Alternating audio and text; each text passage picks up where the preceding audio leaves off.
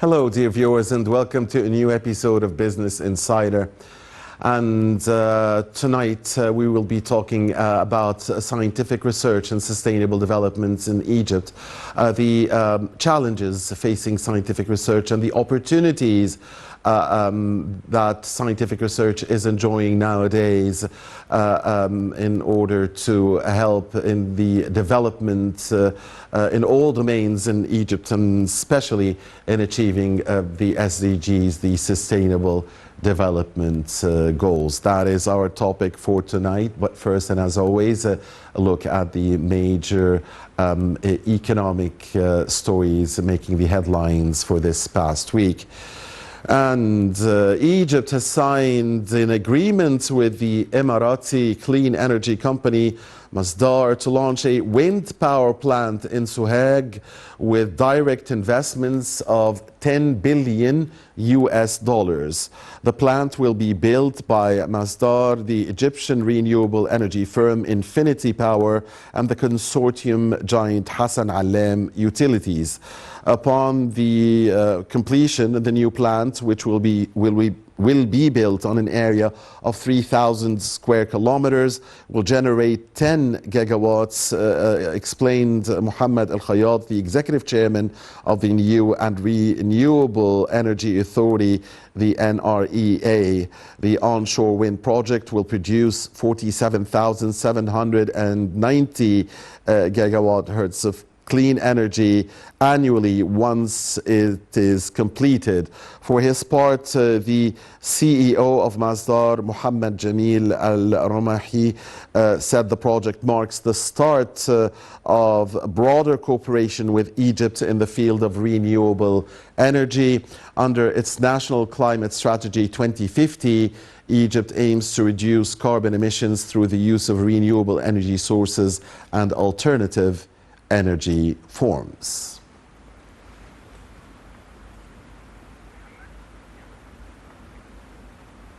And Prime Minister Dr. Mustafa Madbouli asserted the state is supporting all serious steps to expand the use of clean energy in different sectors. The move is meant to maintain Egypt's leading and pivotal role at the local, regional and international levels following the convocation of the UN Climate Change Conference COP27, which was held in Sharm el-Sheikh. The Premier's remarks came while attending the signing ceremony of contracts for selling electric energy produced by the stations of the Authority of the Development and Use of New and Renewable Energy to the 4 IT companies working in Egypt to help affiliated bodies run on clean energy at the Cabinet's headquarters in the new administrative capital on Wednesday. The inking ceremony was also attended by Minister of Electricity and Renewable Energy, Dr. Mohammed Shakir, and Minister of Communications and Information Technology, Dr. Amr Talat. Shakir said the contracts are part of efforts aimed at implementing the state strategy for promoting the usage of renewable energy in order to help further conserve the environment and down relying on traditional energy sources in accordance with Egypt's strategic vision 2030. In turn, Talat said the step comes in line with goals to achieve policies and strategies of IT companies in Egypt to attain transition to renewable energies usages in offering IT services and solutions.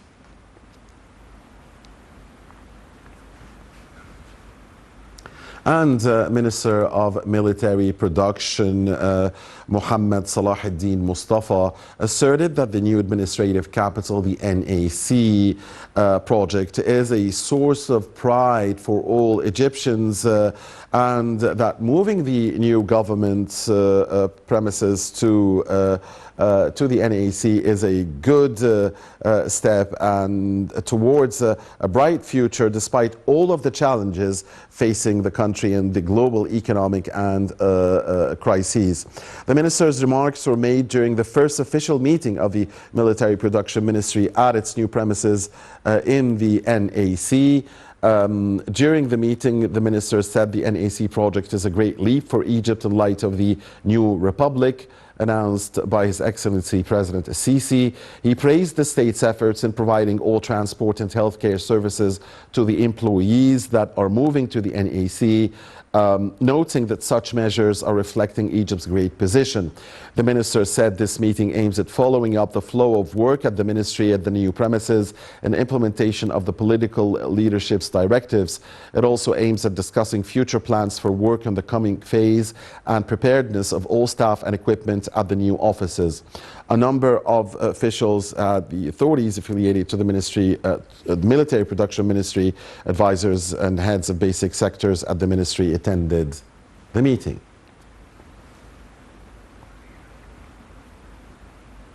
Time now for a short break here on Business Insider. When we come back, we will be introducing you to our distinct guest who will be with us here in the studio to discuss scientific research and sustainable development.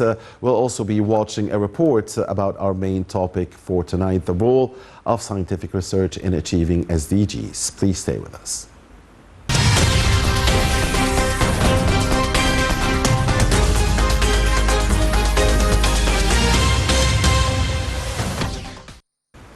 Welcome back. Thank you for staying with us here on Business Insider. With us now in the studio is Dr. Abdel Badr, the Professor of Plant Genetics and Biodiversity at Helwan University and also the Chairman of the Environmental Research Council at the Academy of Scientific Research and Technology. A very good evening to you, Dr. Badr. Thank you for joining us. Good evening. Thank you for having me on your show. Thank you, sir, for being with us here. Allows Dr. Badr and allows the viewers to watch first a report on our topic for tonight and then come back and start our discussion.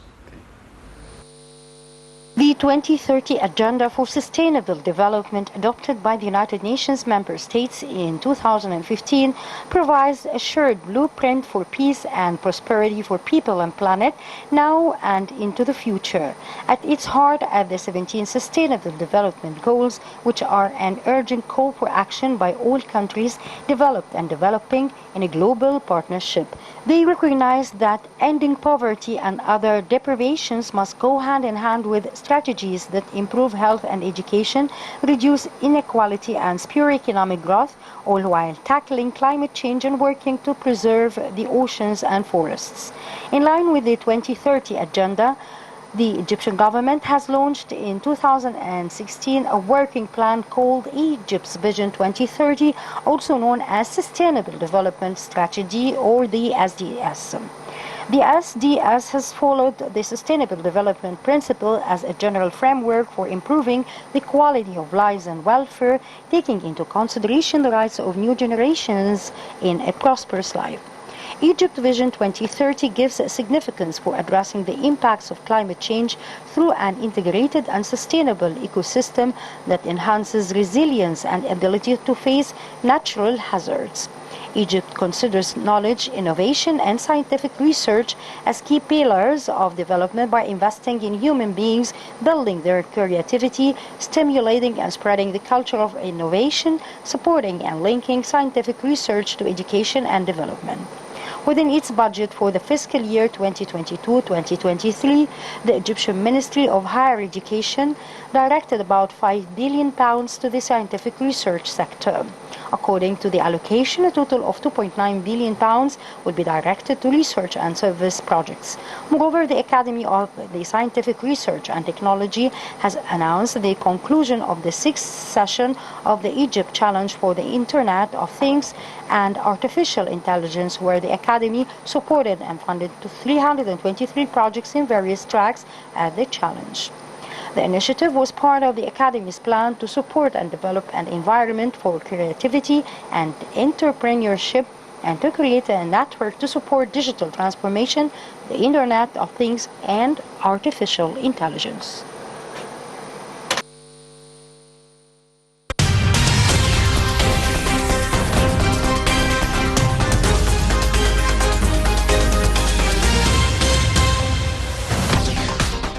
Welcome back. Thank you very much, Abir Hussein and Rasha Abdel Hamid, for this report back here in the studio with Dr. Abdel Badr, Professor of Plant Genetics and Biodiversity, Helwan University, and also the Chairman of the Environmental Research Council at the Academy of Scientific Research and Technology. Dr. Badr, certainly scientific research has seen a lot of positive developments in Egypt in the past few years. Could you walk us through? Yes, the scientific research and technology in the last 6-7 years has been more towards applications rather than pure research. So there is target calls for specific objectives, like development of certain agricultural crops or climate change mitigation or adaptation projects, and the other health in the health field. So there are targeted calls from the Academy of Science, Scientific Research and Technology, and the STDF, Science and Technology Development Fund. And the number of calls for projects has been more frequent than before, and the number of projects funded by both the Academy of Scientific Research and Technology and STDF is more than doubled in the last 5 years. Probably in this last year, because of the climate change organization by summit to COP27 organization by Egypt, almost 106 projects were devoted to the climate change. About 60 by the STDF and about 50 by the Academy of Scientific Research and Technology, and also other fields as well. Very good. And that naturally meant that, or was also because the share in the budget of scientific research has risen, has been allowed to rise over the past years. It's 0.7% to my knowledge, probably, but this is an official amount of money given by the government, but there is other sources of funding, like cooperation with other countries and funding from other resources, private sector or other funding agents. So the amount given to scientific research has increased in the last 7 years. Even if you, as of course naturally, as a scientist, want to see it increase more and more. Yeah, of course. We appreciate the increase, but we need more. Of course, we need more funding for scientific research. We also may probably the cooperation with other countries has also been more active than before. We have binational cooperation with the United States, with Germany, with Italy. For example, Italy and China and Japan, we have what they call bilateral cooperation, organized by the Academy of Science and of Academic Research. This is active.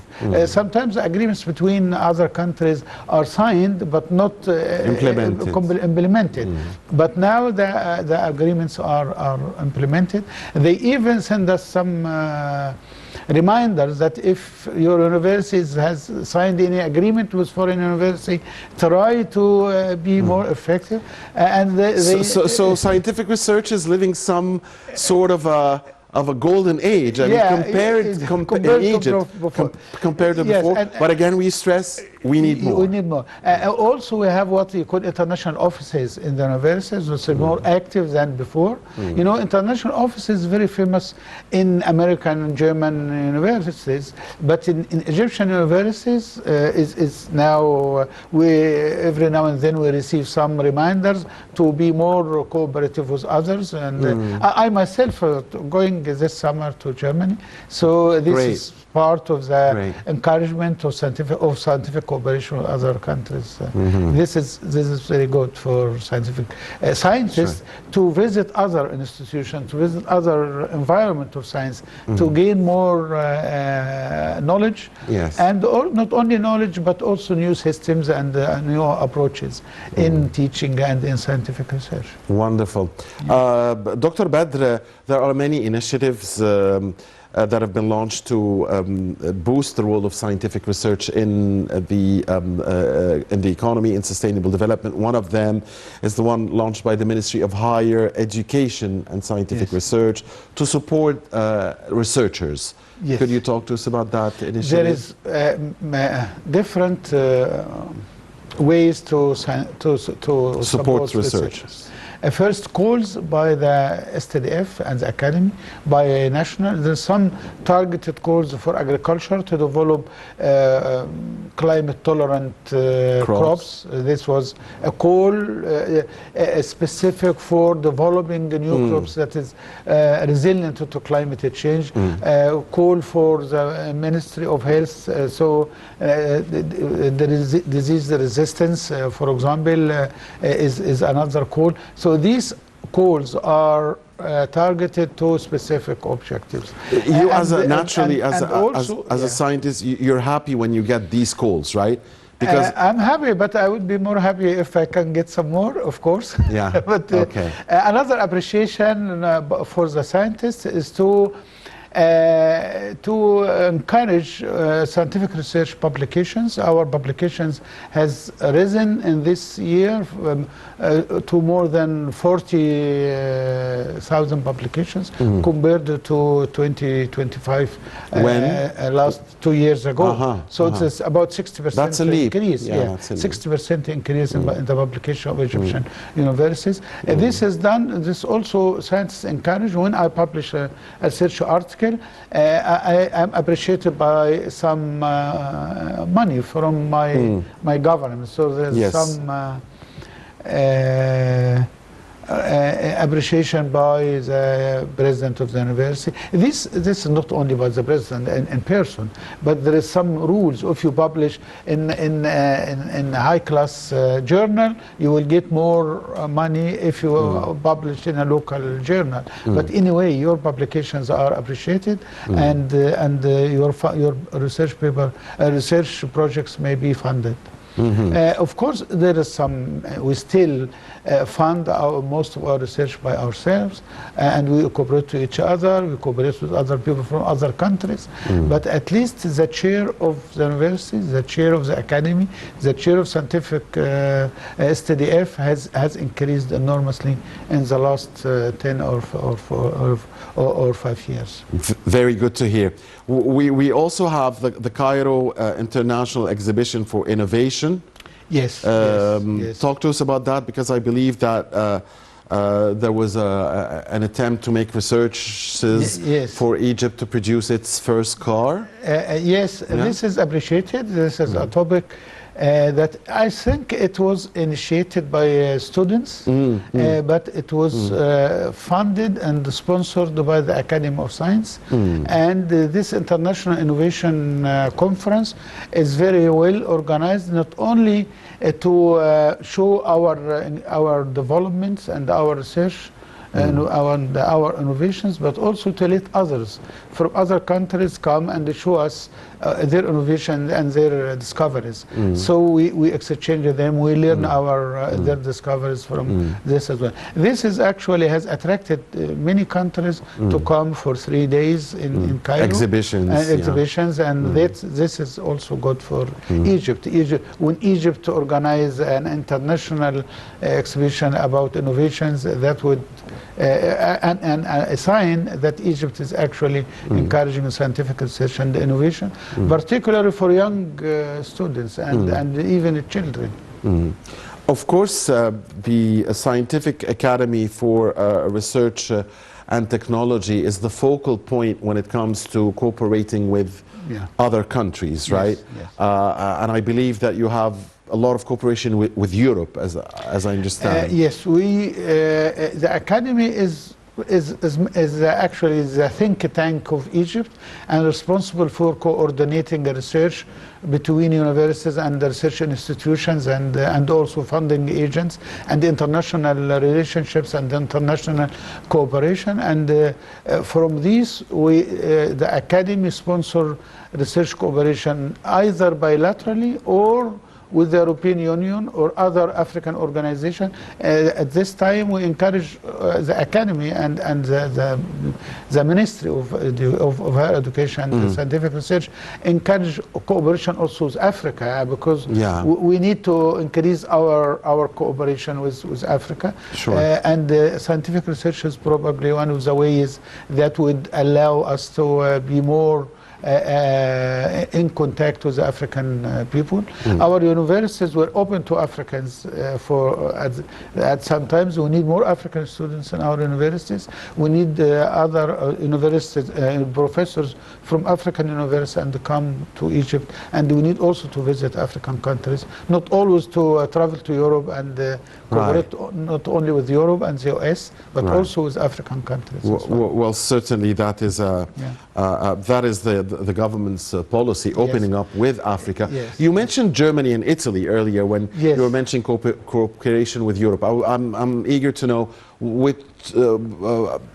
for you to name for us other countries that there is a great extensive cooperation in the field of scientific research. Some countries have some organization that would encourage or organize or arrange scientific cooperation.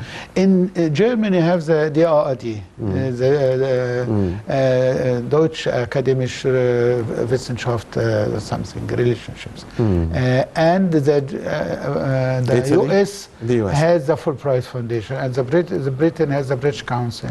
So these... There's also cooperation with Japan, with China. Japan has SBSS, I think. Unfortunately, I didn't go to Japan. I would like to go. I hope I'm not too old to go to Japan. No, you're certainly not. You're certainly not. I've been many times to Germany because I got grants from the DAAD once and from because you speak German. Yeah. I am a holder of the Alexander von Humboldt Fellowship, which is actually a fellowship rather than a grant, because it's for lifetime. It's called fellowship. And with this fellowship, I go every 3 or 4 years to Germany, but I also went to Britain and to the US twice with the Fulbright Foundation. And this actually is very encouraging. I encourage young scientists to apply for international cooperation, because when you are young, you can be more, you have more time in your life to extend your cooperation for 10 and to gain years. Experiences from everywhere. I actually started my cooperation when I was in the 30s and in the 40s. So I've been many times to Germany and twice to or 3 times to the US and so on. So these actually very important. We also send our students. You know, we have a system of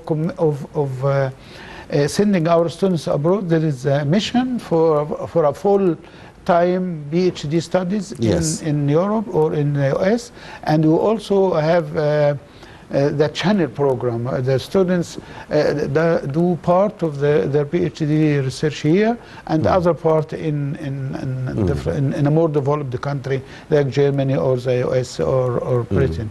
And with these types of cooperation, our scientific research is more up to date if we only rely on the facilities available in Egypt.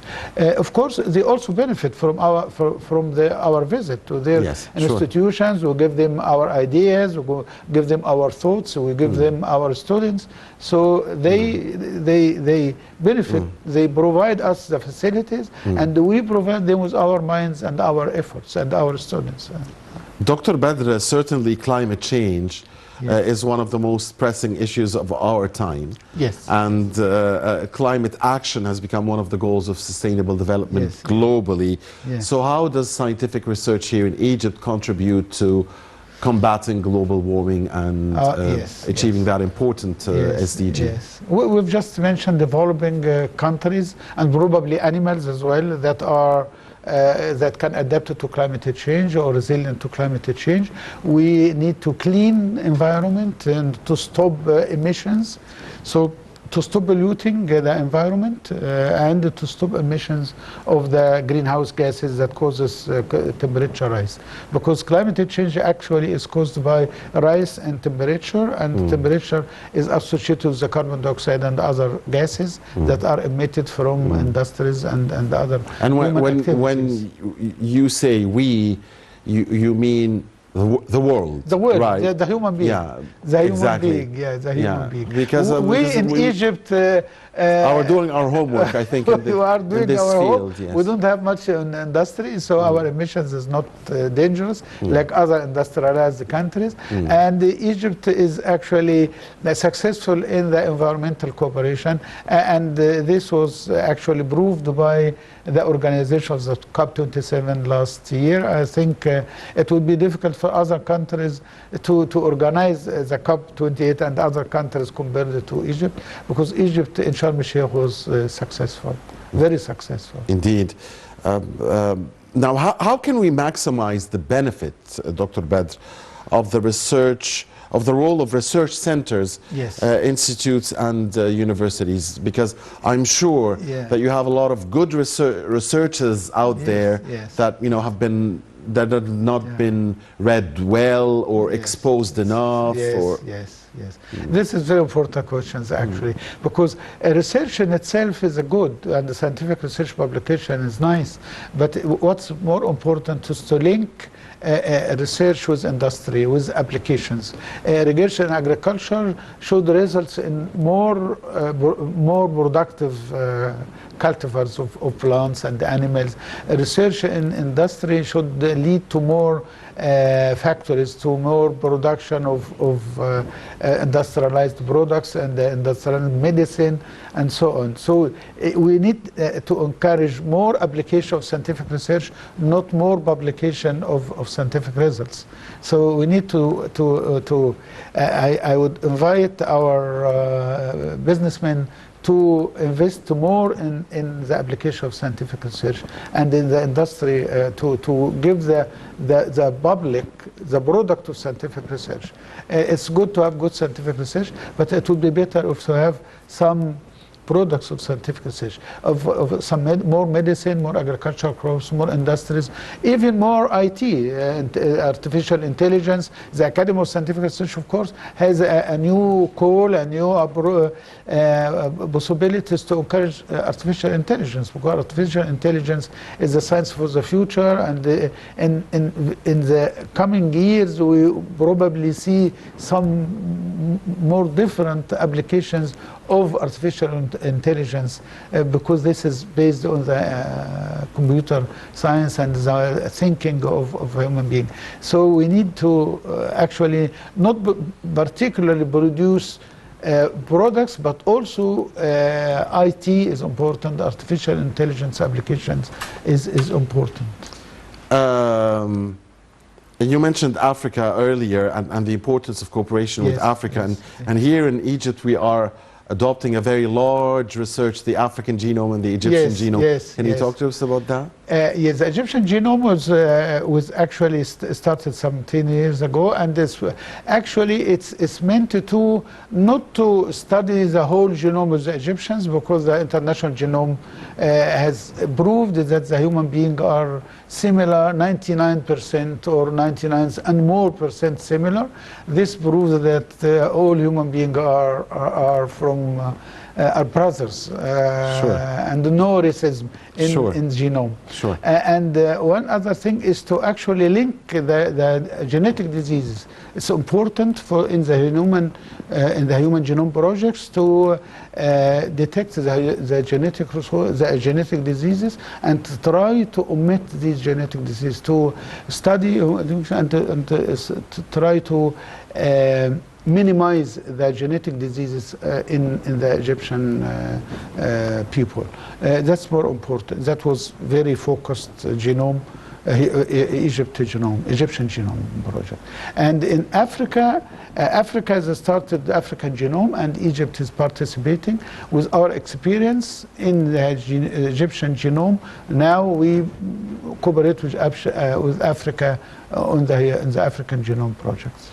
The Ministry of Higher Education, Dr. Badr, is even trying to spot, the Ministry of Education is trying to spot talented young children and talented geniuses and young researchers. Can you talk to us about these efforts? Yes, I think there is some, what's they called, the guys? Prize for innovative children, to encourage them, and actually the private sector is funding the prizes for the children, which is a new approach. I think it's also done by the Academy of Science. And civil society is also civil involved. society Yes. is also cooperating with this, and encouraging the children is very attractive because it would attract the attention of other children. You know, children would like to be clever and to be the first, and this prizes will encourage the children to show their interest, to produce their innovations. Sure, And, because if that is good, the academy and the Ministry of Higher Education would actually take care of these children. There is also, I think, a cooperation called Child University, I think, by the Academy of Science.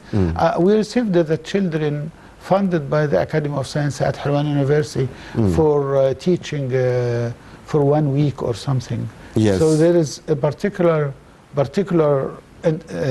care of innovative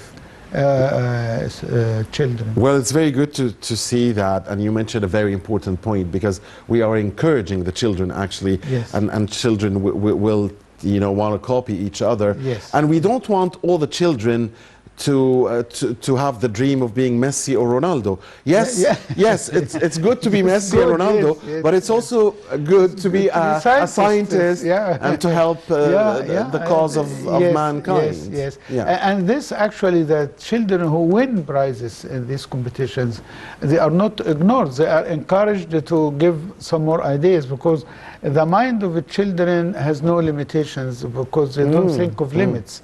They think everything is possible. So these are, I think there's also some prizes for university students as well. Yeah. And not only university students, also what they call demonstrators and teaching assistants. They in each university now there is a center for technology adaptation, technology development. So there are some prizes and competitions between different universities in technology development. Yes. Which is encouraging as well. Very encouraging. I think we still have a lot to talk about, Dr. Badr. We didn't have time to talk about the challenges, but maybe you could promise us to visit us in the near future and talk more about that very important topic, scientific research and the achievement of sustainable development goals. Thank you, Dr. Badr. Before we leave, I just wanted to ask you a question, because there was a stereotyping about the scientist or the researcher that he would be a person that is not sociable, not only focusing on what he's or he or she are doing 24/7 and so on. But That's seeing the stereotype in the cinema and the film. but seeing you and sitting with a scientist and a researcher really is a pleasure. But tell us the final question: what are the main skills that a researcher has to own? This is the last question, but it's very difficult. Yeah, okay. Just give us headlines. I was headlines. Thinking of new ideas and try to make it possible. And believe that you can. I believe that you can always succeed.